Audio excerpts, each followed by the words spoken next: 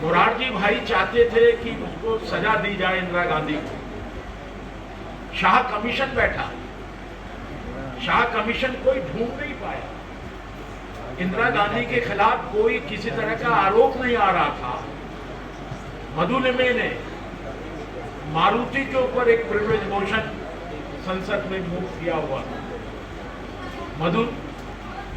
मोरारजी भाई ने उस प्रिविलेज मोशन के आधार पर इंदिरा गांधी की लोकसभा की सदस्यता उसको खत्म कर रहा और उनको जेल में भेज दिया।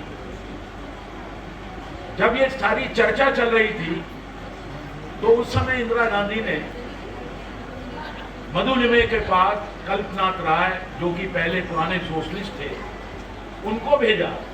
अब खूबसूरती देखिए विश्वास की। उन्होंने कहा कि मधु जी से पूछ लो,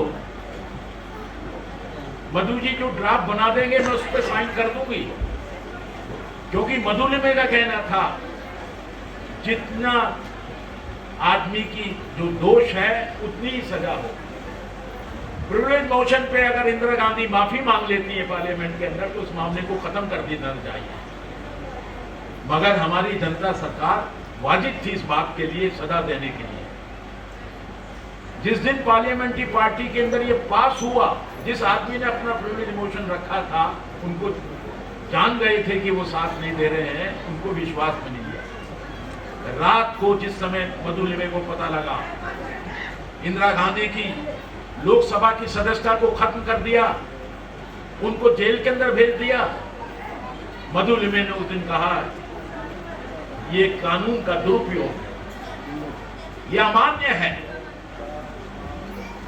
सबसे ज्यादा इंदिरा गांधी के राज के अंदर संघर्ष करने वाला इंसान, 19 महीने जेल से निकल के आने वाले मधुलिमे, न्याय और सत्य की जो पाप है उसकी म्याद क्या है, उसकी मर्यादा को मानने वाले थे, वो उसके खिलाफ थे। एक और उदाहरण देके मैं अपनी बात को खत्म करूंगा।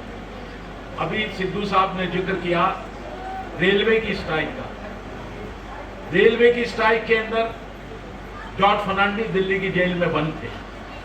मधुलिमे अपने हैबियस कॉर्पस केस के कारण दिल्ली की तिहाड़ जेल में बंद थे, और मैं भी दिल्ली कॉलेज ऑफ इंजीनियरिंग के अंदर एक हड़ताल हुई थी, उसके कारण मैं भी दिल्ली की जेल में बंद था। सुबह के वक्त दो जो बेचारे मशक्कती बोलते हैं, जो सफाई करने के लिए वहां पर आए, तो मधु जी ने पूछा तुम्हारा क्या केस था, तुम क्यों आए हो? और 3 साल से वो जेल के अंदर बंद थे।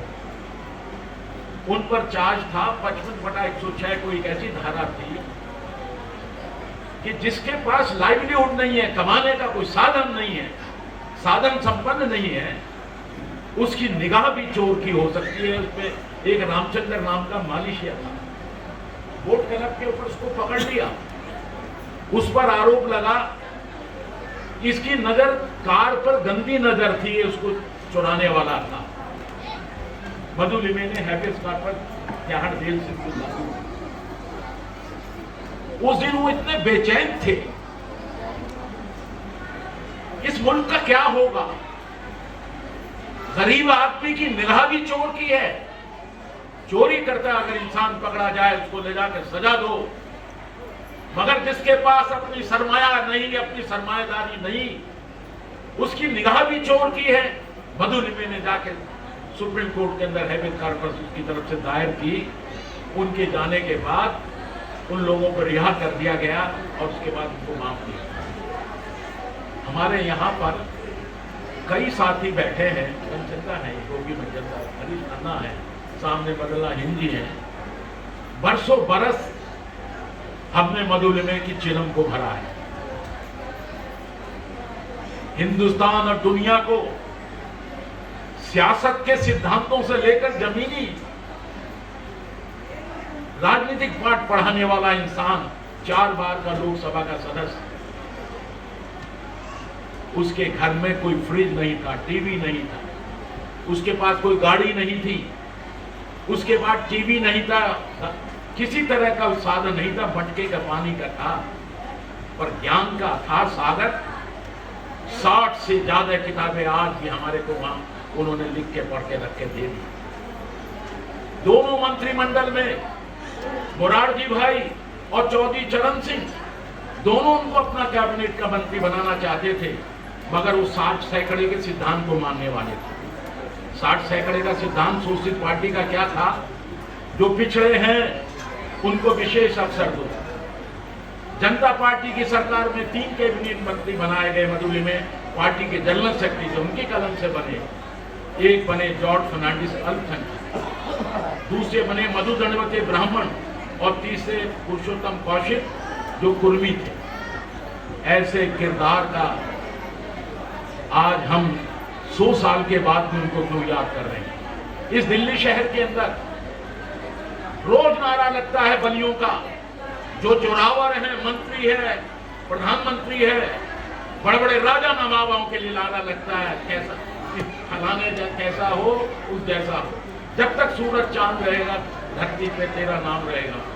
मरने के बाद, जब गद्दी से हटने के बाद कोई पूछता नहीं, कुत्ता भी नहीं जाता। 100 साल के बाद भी मधुली में जिंदा है। जितना भी समय गुजरता जाएगा मधुली में याद आते जाएंगे। उनका किरदार, उनका काम, उनका त्याग, उनका संघर्ष, उनका ज्ञान हमें रोशनी देता रहेगा। वो हमारी पूंजी है, उसको लेके हम चलते रहेंगे। साथियों, आप सब लोग आए, भाइयों, आप सुबह से यहाँ बैठे हुए हैं, आप सबका धन्यवाद करते हुए मैं अपनी बात को खत्म करता हूँ। यहीं पे हमारी सभा समाप्त होती है।